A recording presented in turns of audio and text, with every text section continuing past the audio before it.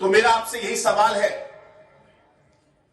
कि जो पार्टी दिन ब दिन खत्म होती जा रही है, क्या आप ऐसी पार्टी के लिए वोट देंगे? बिल्कुल नहीं दोस्तों।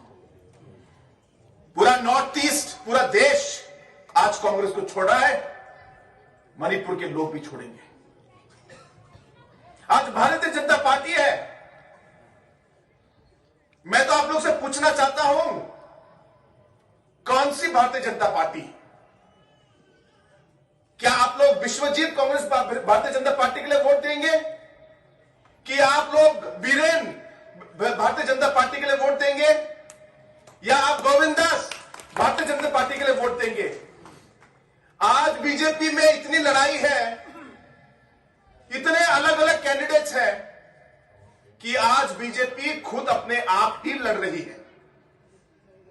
बहुत सारे ऐसे कॉन्स्टिट्यूंसीज हैं जिनमें शायद बीरेन का कैंडिडेट होगा, लेकिन पीछे से दूसरा ग्रुप जो है उनको मार रहा है।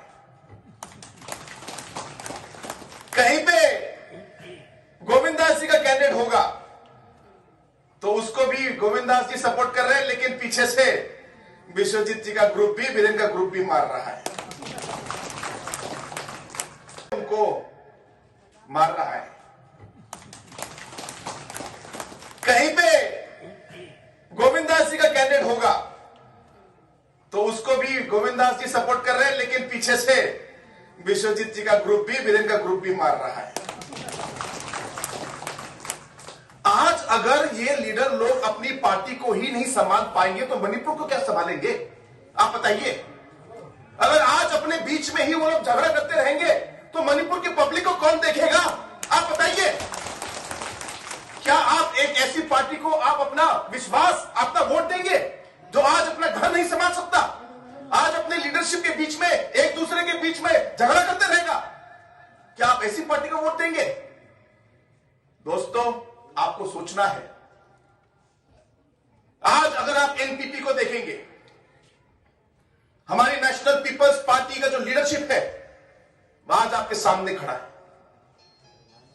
जॉय कुमार जी एक ऐसे लीडर हैं जिन्होंने अपनी काबिलियत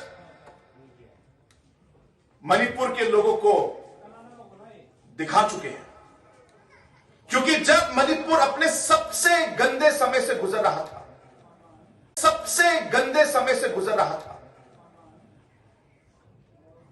जब रात को लोगों को नींद नहीं आती थी, मणिपुर में एक दिन शांति नहीं थी, उस समय जॉय कुमार जी ने डीजीपी का पोस्ट अपने हाथ में लिया। एक बहुत कठिन समय था, एक बहुत कठिन समय, लेकिन उनका लीडरशिप क्वालिटी, उनका जो मणिपुर के पब्लिक की तरफ, जनता की तरफ जो कमिटमेंट था, जो उन्होंने उस समय अपने मन में ठाना कि मैं मणिपुर को शांत बनाऊंगा, आज उनके काम की वजह से, उनके लीडरशिप क्वालिटी की वजह से, उनके कमिटमेंट की वजह से आज मणिपुर में शांति है।